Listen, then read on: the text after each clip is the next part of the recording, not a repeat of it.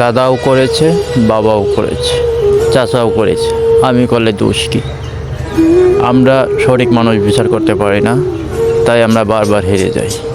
আমরা যদি সঠিক মানুষকে হিসাব করে যদি আমরা একটা নির্বাচন করতাম, তাহলে হয়তো দিনগুলো ভালো যেত, দেশের উন্নয়ন হতো, মানুষগুলো হাসি খুশি থাকতে পারত।